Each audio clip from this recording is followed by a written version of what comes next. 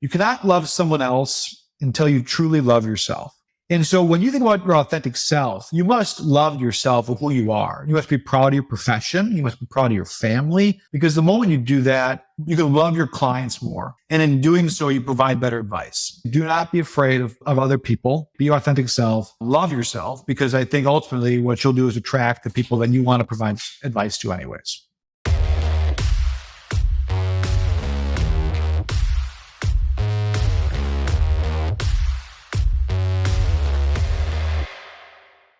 Hey, everybody. Welcome back to The Connected Advisor.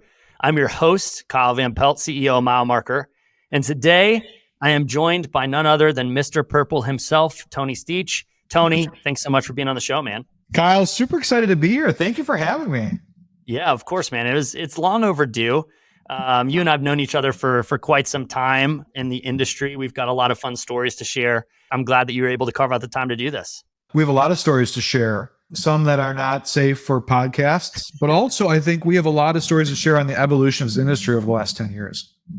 That's right, man. I kind of want to start actually, because one of the reasons it's been tough for us to both find time on this is both being a part of startups. So just tell me a little bit of like, what's it like to be at a startup for you? Especially you were at a big, company that grew big. And I know you were at Naviplan early and all of that, but what's it like to be in the startup game, Tony? Yeah, so it's wild. It's a great question, and it is wild. And I think we probably share a lot of the same sentiments. Coming from Naviplan, which was a fairly large company in terms of revenue and staff, to a startup, I think there's pros and cons, certainly. But something that I really like about it, Kyle, is that I always enjoy getting my hands dirty, right? I want to keep my craft honed, if you will, right? Like the marketing, the sales, product strategy. So at the startup, you get to do that, not without challenges, not without frustrations, but it's been a delightful ride in terms of like the idea of the startup. Obviously, this environment's very different than it was a few years ago, but I've enjoyed it immensely. And quite frankly, if the ethos lines up with your like personal ethos, right, of like what you want to do, it's not work anymore, right? Again, there's labor involved, but it's a labor of love. It's a labor of like passion, motivation. So yeah, absolutely. It's a lot of fun. It's a wild ride, different hats every day, right? But a very enjoyable time. I think you probably agree, as a startup CEO yourself. But something that I think I'm glad I made that leap. I'm glad I went in that direction for sure. Yeah. Oh man, I love to hear that. And yeah, it's certainly one of the most challenging roles. I heard somebody equate it one time of like, it's sort of like if you don't have kids and then you have kids, then you can understand what it's like. You read all about what it's like to sit in this seat and you think about what it's going to be like, and then you get into it. And it's just, once you experience it, I mean, that's just what it is. It's the most challenging, stretching thing I've ever done work-wise, but I've also enjoyed so much of it and had a great time and had a blast so far. So I appreciate you sharing that. So let's go back to the Naviplan days. One of the questions I love to ask people on this is just how did you get into the industry, right? And what got you, from there to here? Give us the quick, or as quick as you want to tell the story. But what's Tony's story in this space? Yeah, so the short story is I've always kind of been in financial services. In fact, if you look back at my history, I was always working at like regional or semi-regional, or even some national banks, mostly on the sales and go-to-market side on some product stuff. But at the time, I was kind of a relatively junior employee. Fast forward to 2015 when I started at Advice and Naviplan, I was recruited by the private equity firm that owned them at the time because they had seen some of the work I was doing at a local bank. The local headquarters, it was a regional bank, because we were working on some franchise value efforts in order to actually sell the company. And at the time, it was confidential, but the idea was for me to kind of help ramp up sales and marketing, create franchise value, and then ultimately take it private and sell it to another bank, which we did. I didn't get to see that though, because Vista called and said, hey, would you like to work at this company called Advice, which is the developers of Naviplan? And I did a round of research on the company and I kind of dove in head first. It was a global opportunity at first, which was exciting to me, right? Because I was working on Figlo in Europe and also Naviplan in Canada. But I think there was a bit of subconscious in my move there, right? When I began to learn about financial planning and the importance of planning as it relates to the investing public, I know you know what this is, the money moment. What was your money moment? What was like that thing that happened to you that led you to this industry? Because that's really what it is. Like you can look back at your, in my case, 43 years on this earth to a money moment that led me to this space, this industry, and that's kept me here. And that was actually the plight of my father as he lost his job, ultimately lost our home and went through bankruptcy. Our home that we've had for, not only my family's had, but my grandparents had, et cetera, et cetera. So we had experienced what was a fairly challenging time in our lives financially, even though I watched my father and my mother, quite frankly, persevere through that very nobly. And so for that reason, that money moment, I was moved by Navaplan and now this industry and how we are on this mission to provide financial advice to anyone who asks for it, right? We talk about democratization of financial advice or wealth management and how that's a very cliche terminology. But I believe if you raise your hand and say, I would like financial advice, it should be given to you. And so that's what kind of kept me in the industry, but also attracted me originally. I love the money moment conversation. You may have just inspired me for a new segment on the show. Cause mine is actually related to my dad too, probably similar to a lot of people's, but it ended up being the great financial crisis. Cause my dad was supposed to retire. We were planning actually a celebration trip for his retirement and my graduation from high school. And great financial crisis hits and my dad's portfolio gets hammered and he's not able to retire anymore, even though he had, invested and saved and all of that. But just that, that risk, he just got hammered and had to keep working for another 7 or 8 years after that to kind of, get back to where he felt comfortable retiring again. And so I was always, super fascinated with the industry after that. And he worked with an advisor and their advisor was great. And I saw the value of an advisor in that. But, led me to working at a company called Riskalyze, where it was, hey, how do you make sure you're not taking an exorbitant amount of risk in your portfolio so that, things like that don't happen, even though great financial crisis was a black swan event. But yeah, that's my money moment was watching what happened to my parents as well. So I appreciate you sharing that, man. No, I know we have to keep moving on, but like, I would love to hear every advisor's money moment. Cause I'm telling you right now, like when you remind yourself, if you're a financial advisor or whatever it is, if you remind yourself of that money moment, just how much that'll reinvigorate you, re-inspire you. So we'll bring it up. Yeah, I think that's a great question, great segment for anyone. If it's an advisor, if it's a home office, if it's a technology partner, what is your money moment? Because that really kind of defines who we are. I love it. So actually, that's a decent segue into the next question I have for you. Thinking about advisors holding on to that money moment, maybe the reason they got into the business, but we talk a lot about growth in the industry right now. And you have seen firms of all different shapes and sizes throughout your career. And you've seen firms on different types of growth trajectories. And I'm curious for you as a sales and marketing person, what do you think it takes to build a high growth wealth management firm? We talk about this a lot, right? Because advisors, they get into this business and they attract their first dollars in the door. And then they find kind of their rhythm or their cadence, right? And they start to grow their practice. And oftentimes, most times, I'm not going to pick on all of them. Most times though, they're like, I don't really know what would work, right? Like I'm getting some referrals, which is great. I'm bringing in some net new assets from just kind of like whatever, but I don't really know how that's working. In fact, back in the days of banking, that's how we did our marketing. It's like 50% of our marketing works. Just if you told me what 50% of it is, I would do more of that, right? Like, because you just didn't know, right? And so often these advisors build their book of business and over time they begin to understand what messaging is provocative, what is attracting their ideal customer profile. How do you grow a practice? So how do you accelerate that growth? How do you kind of turn on that CAGR, right? Compound annual growth. How do you turn that on? To answer that question is a bit of, I think, to my original point about kind of understanding who you are as a practice, what messaging works, and how can you amplify that.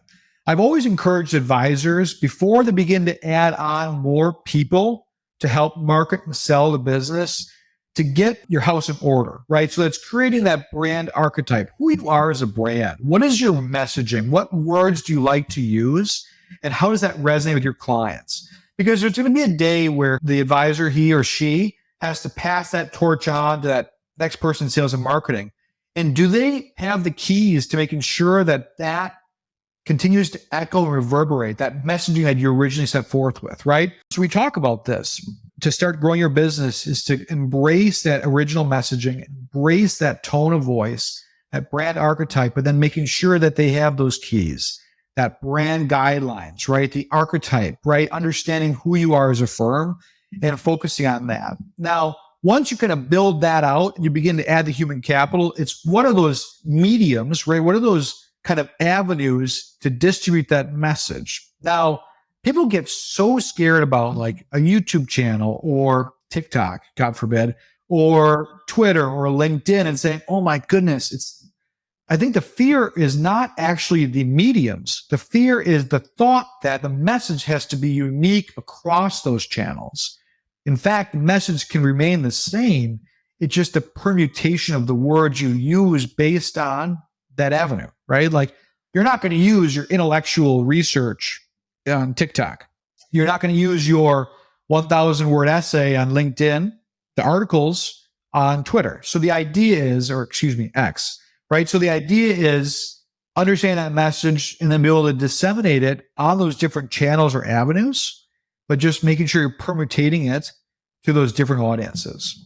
I think I went all around the world there, but it kind of helped. I think the idea here was to get your house in order around messaging, around brand archetype before you pass off the keys to the next, that growth driver of those human individuals. I think that's a great answer because one of the conversations we have a lot of times here at Mile Marker is what you can't get away from in this business is that all wealth management firms have to do 80, maybe even 90% of the same things. They all have to do RMDs. They all have to open accounts. They all have to do client reviews. They all like the business is the business, right? You can't do something at your wealth management firm. You know, you can't do RMDs in a different way than a firm down the street does or whatever. So really what it all comes down to is yourself, that messaging, getting your house in order and how you differentiate both in your marketing message, but then in your client service message and how you take care of people. So I think so much of that, it's why I wanted to get your take on it is how do you differentiate? And I think you're a great person to ask that too. I mean, for most people who know you, you've built this Mr. Purple brand. And a lot of that was while you were at Advicent and Navaplan, which is a purple color and things along those lines. But because I think it's actually simpler than most people realize, right? To kind of create a brand and help yourself differentiate, because you could just be Tony, and a lot of people could know you as Tony, who creates a lot of value in the industry and all of that stuff. But now there's this shorthand of Mr. Purple. And if people say that, even if they don't know you personally or they don't know your name, they know who people are talking about when they say that.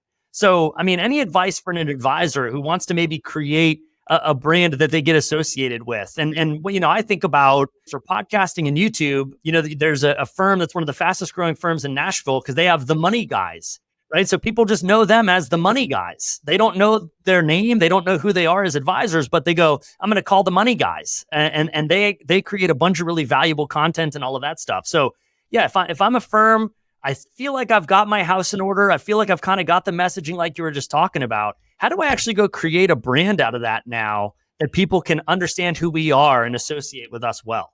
Oh, it's a great question. I want to take a step back before I get to the Mr. Purple thing and talk about Navaplan. Imagine how much messaging you're exposed to any given day. It's just cacophony at this point. Like it is like we are desensitized, right? Like this next generation, in fact, people are saying that Generation Alpha, right, this next generation that's coming up, are actually smarter because their brains are processing information at a far faster speed. In fact, they consume things like radically faster than older generations because partly, not just because of like the digital age, but because they have to quickly assess whether or not this message is relevant to them and whether or not they need to continue to listen or move on, right? Because of this cacophony.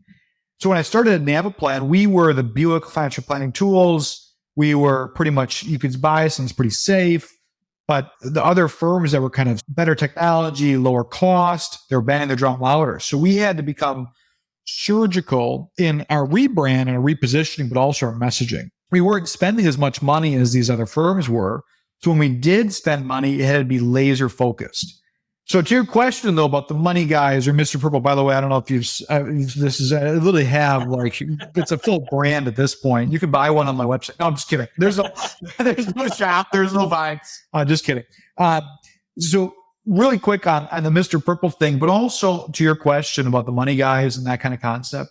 don't overthink it, right? I think that's where we need to get to. We need to get to the point where like, don't overanalyze what it's going to be, but embrace authenticity. Do not go into the market artificially. These two money guys or Mr. Purple or whoever it is, like that is who I am, right? I didn't have the name Mr. Purple. In fact, for the longest time, no one in my life knew about Mr. Purple until it kind of leaked out. And then it was like the church knew, like everyone knew about it. And it became this thing, but it was like, that was authentically me. Right. The nickname was given to me by Raji Udesh, in fact, and Michael Kitces, out of all people.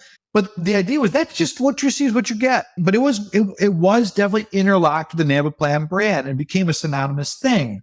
So when you look at growing your business and your marketing of your business as an RIA, you have to think, what makes me different in an authentic way? And you might upset some people with that messaging, or you might turn some people off. In fact, people have disparaged me online because they wear purple high tops with my suits. Like they're like, I can't believe that you would do that. Well, you know what? I probably wouldn't want you as a customer anyways, right? So the moment the advisor embraces and accepts that your authentic self will drive in the people you want to provide good advice for anyways, that's when the rubber hits the road, right? But to the point about money guys and Mr. Purple, it's what is the soundbite? What is that can make it kind of roll off the tongue or is memorable, right? And not everyone has that in them. Not everyone is extrovert. Not everyone's like that. But think back to authenticity. And the moment you become artificial is the moment the human mind begins to have what's called cognitive dissonance. It begins to realize this person is not being, again, not like lying, right? Or not being truthful, but being artificial, right? Like I always tell this story, and I'll tell this again because I'm sure there's some new listeners. When I was first on Twitter, back when it was called Twitter, I would tweet out the inane financial planning statistics, cash flow stuff, charts, and I was getting like one like, if that, right? Like it was the most fruitless experience. But the moment I made fun of myself on Twitter, it was like 37 likes, and it was 100 likes, and it became more and more. It's like, what? You guys are psychopathic. Like, you would just like it when I make fun of myself and make fun of the kids or whatever it is. But like, that's the authentic self. And that's when people want to start doing business with you. And again, like all the self-deprecation, the photos of the kids or whatever, whatever it is, like me on my dumb journeys up north, like people just like that and they want to do business with that. So again, it really boils down to authenticity. And how that can kind of drive the people you want to do business with towards your door. This podcast is brought to you by Turncast. We make game-changing content for fintech and financial services companies. Learn more at turncast.com. I guess my last question I'd have on that, or a follow-up, is one thing I hear from people on this, and I might even struggle with it a little bit too, is the fear of if you are being authentic, like what happens, if people push back against that. And you touched on it a little bit, right? But maybe it's the innate human fear of rejection or something. If I am my authentic self, what if people don't like that? Or what if people reject me? Because I think that's the fear most people have with being fully authentic. Hey, I'm gonna put an actual piece of myself out here. And what if these people push that away? What does that do for me and for my business and things like that? How would you respond to that? No, it's a fantastic question. And certainly we do not like rejection. In fact, it's crazy, like all the psychological and sociological studies that are done on people who you've seen the videos, like everyone, like you walk in the elevator and everyone's got their back to the door, right? Like and then that person that gets in the elevator will turn around and have their back to the door because that's what everyone else does. Like it's this bizarre sociological thing. But again, if you embrace your authenticity, you do not worry about that. I can assure you of two things. One, you will attract clients. You'll attract the ones that you want to service though, right? Who wants to fire a client? Who wants a bad client?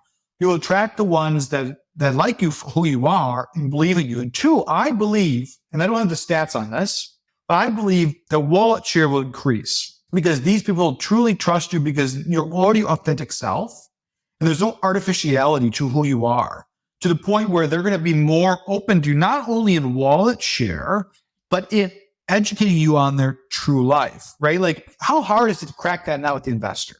Like to get them to answer all those questions, not to open up their wallets for more AUM, but just to be like, what is really driving you? What's keeping you up at night? And I think if you're your authentic self during that discovery process, everything else, because marketing, by the way, permeates, right? The whole sales process, the whole onboarding process, right? If you do that, I believe you'll uncover more, right? Because again, you're attracting the client that's attracted to you.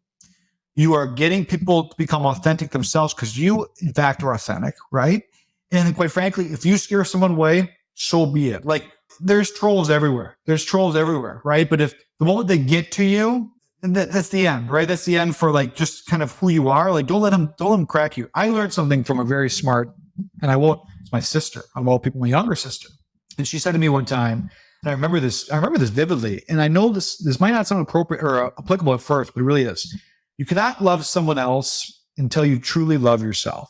And so when you think about your authentic self, you must love yourself for who you are. You must be proud of your profession. You must be proud of your family, all the choices you made in life. Because the moment you do that, you can love your clients more, right? And in doing so, you provide better advice. And in turn, that becomes, I think, almost like an earthquake, like the reverb effect of that will happen, and you grow and grow on that. So long bloated answer to say, do not be afraid of other people, right? Be your authentic self, love yourself, because I think ultimately what you'll do is attract the people that you want to provide advice to anyways. Great answer. I love it. Let's pivot a little bit into what you're doing now. I would imagine for most of the people listening to this, they don't know what Entrustody is all about. So you are the CRO at Entrustody. You're really helping grow that over there.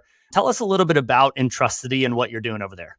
So it is a bit of a stealth mode, right? And that's what we're kind of working on right now. So that's why a lot of people don't know who we are. We have obviously been out in the market. We are the latest custodian, right? That's fully digital, right? So traditional custodian, we have witnessed the frustrations, the palpable frustrations with the industry as it stands today, and the lack of disruption, and quite frankly, the lack of trying to provide better service to the advisor and their investor, which is really the ethos of who we are. We're building a modern technological experience that is frictionless whenever possible. We're going to provide delightful customer service at every avenue. If it's technologically, through guided or assisted help, also through the chat services, artificial intelligence, but also human interactions, and finally, transparent fees, right? We've looked at the industry and have heard from countless advisors, those are the three frustrations: technology or the lack thereof, frictionless technology, poor customer service, if it exists,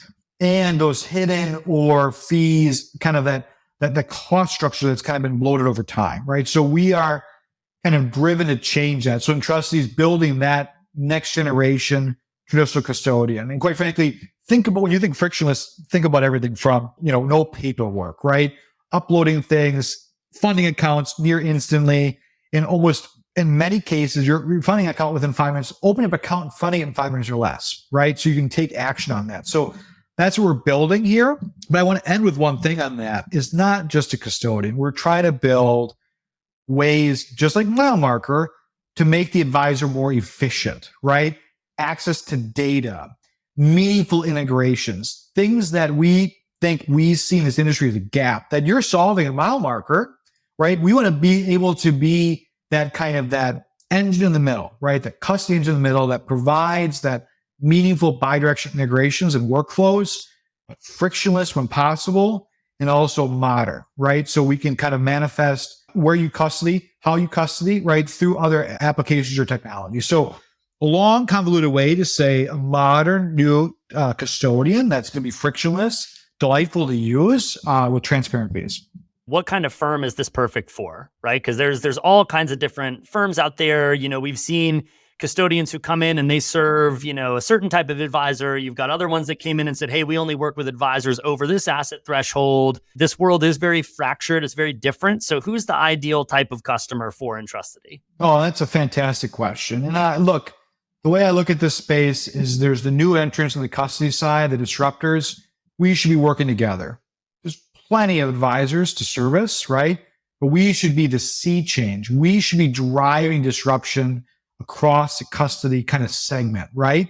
And so there's no fighting, right? Everyone's got their niche. Everyone's got like their ICP, ideal customer profile, And quite frankly, what we found is originally when we kind of launched it and we started to kind of work with beta advisors, we anticipated kind of net new advisors, folks that are just starting out their practice or might be their second career, kind of lower AUM. But our beta group, it actually represents on average 225 million AUM, right? So those firms that are kind of at that level where they're at an inflection point, right?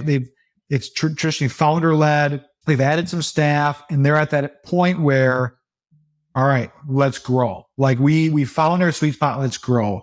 They're looking to us because they want a better frictionless experience where they can provide that to their clients and expand who they're providing advice to, right? Because they can create a much more expansive through digital technologies, white label robots, things like that. But we've also, during the socialization of our platform, attracted multi-billion-dollar firms as well, surprisingly. These firms have come to us and said, hey, we want embedded custody experiences. We want to use our traditional portfolio management tool. We want to use our traditional CRM. What we'd like is just at the bottom level, a custody tool that's powered by API. And then what's happened is they said, well, while you're at it, can you provide us this technology for X, Y, or Z? So we're not just kind of this custody engine. We're providing, again, white label robo services, self-directed experiences, call center experiences. We're providing a digital arm for these larger multi-billion-dollar firms. So I didn't really answer your question because it's a kind of a wide spectrum, but what we found is we anticipated something, but once we started kind of going to market with it, we began to see that this is attracting very different RA for us. I love it. That's awesome. Cool, man. Well, we could talk all day and I have a bunch of other questions for you, but as this episode comes to a close and we have you, we'll have to have you back, but we always love to end this with what I like to call the mile marker minute. I've got 3 questions for you. You have less than a minute to answer each question. Okay. Awesome. So it's kind of a rapid fire segment. So if you're ready to go, we can make it happen. You ready? I'm ready. Okay. My first question, this is an easy one. We're coming to the end of 2023. What is the best book that you've read this year? Oh my goodness. That's really hard. Oh, shoot. Oh my goodness. I'm going to just say, what the heck is EOS? That was gifted to me by Alan Moore. And I know Mile Marker actually uses EOS. As I started off on this startup journey, Alan sent me a copy of it.